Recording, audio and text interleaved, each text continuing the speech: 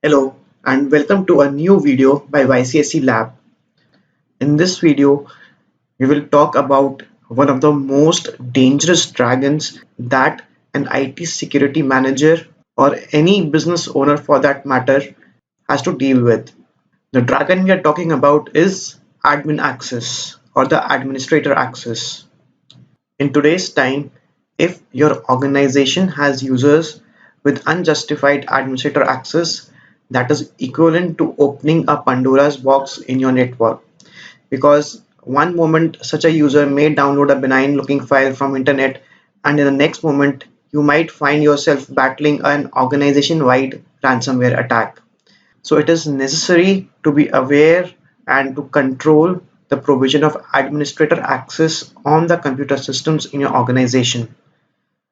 So let's start with talking about what is admin access or what is the dragon that we are talking about.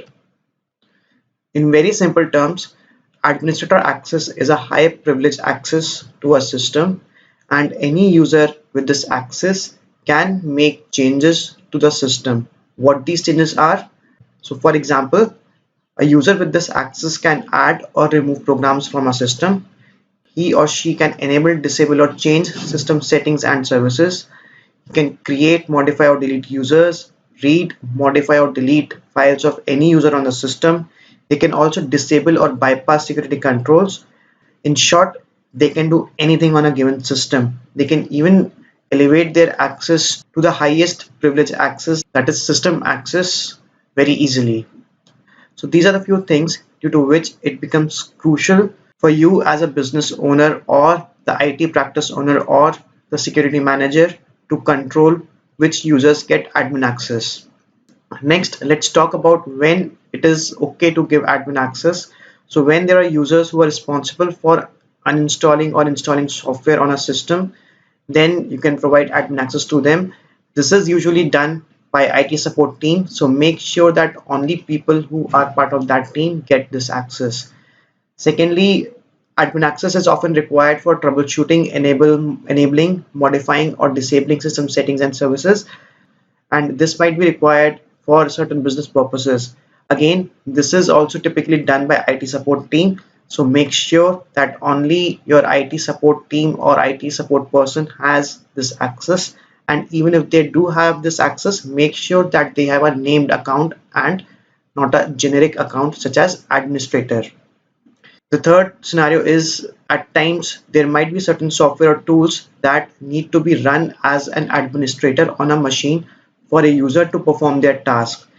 Now, in such a cases, you need to go through the justification on case by case basis. And once you're convinced that, okay, it is required for my business and without this, that particular user's activity will suffer, then only you should provide admin access to that user. And again, provide access to a named account and not a generic account. The fourth scenario is either when a user is traveling or they are in a conference where they need to do a presentation for which they need admin access. In such cases also, admin access must be provided on case-by-case basis after duly understanding the business requirement and for a limited period of time. Make note of the keywords here: case-by-case basis, business requirement, and limited time period. Next, let's talk about when not to give any admin access. In very simple terms, if the user does not have any justified business request, then there is no need for them to have admin access. Now, these users may include users having administrator access without the need of it. This is often the case in small businesses or home offices wherein there is a team of 5 to 10 people and they have their own either laptop or desktops and there is no Active Directory environment. So each system acts as a standalone system and the user using them may have admin access on them. Second case is when your users are using shared machines. In that case also you should not provide admin access because any user with admin access can read files of any other user. The third scenario where you should actively avoid providing admin access is when a user frequently attaches their machine to outside wireless networks or any other network. The reason for this is that it is highly probable that after attaching to these networks, some kind of virus or malicious file or may have crept into the user's machine without their knowledge. And once they have admin access, that virus or that malicious file, if accessed, can create a havoc not only in their system but also in your organization network when that system gets attached to your organization again. Fourth scenario is users in senior management. Now, most often it happens that people in senior management leverage their position, leverage their title to get admin access to their systems. And this is one of the major areas where a security team or an IT guy struggles with. So make sure that irrespective whomever the user is, unless and until there is a justified business requirement, do not provide admin access to that user irrespective of their position or title.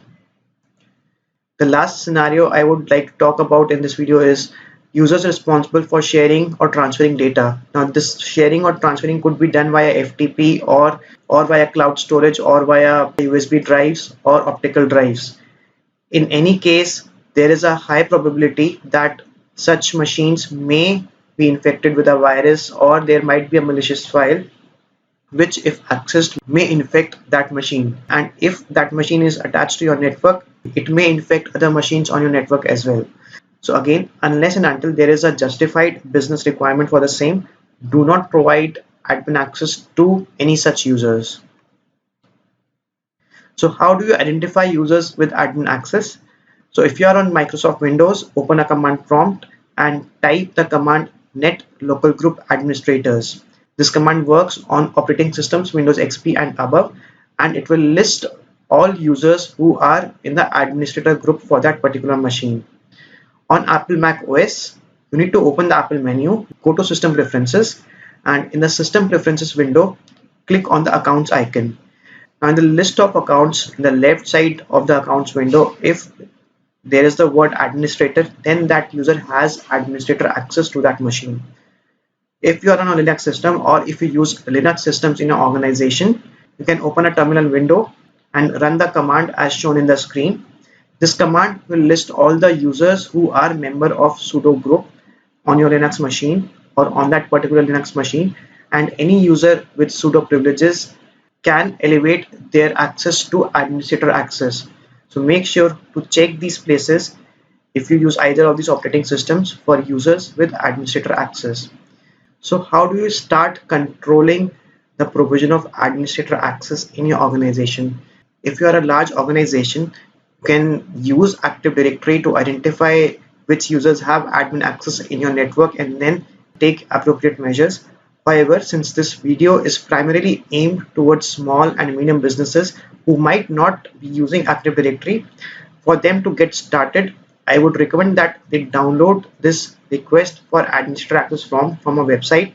It is a free resource that I have created for you and you can download it from this link. This link is also available in the description below. So you download it and make sure that every user in your organization fills this form and they provide a valid business requirement for admin access.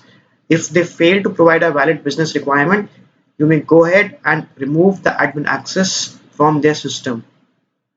I hope that you have now understood what admin access is and what harm can it do to your organization if it is provided to any user without any justified business requirement, when to give admin access and when not to give admin access, and finally how you can get started to control admin access in your organization.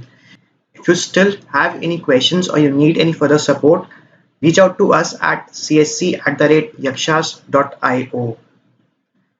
You can also check out our website yaksas.io for services that we offer. We do offer security risk management and vulnerability assessment and penetration testing services for your business. So if you are interested, do check out our website and reach out to us to understand how we can help you. You can also subscribe to this channel and follow us on Twitter. Our Twitter handle is @Yaksas443. Thank you for watching this video.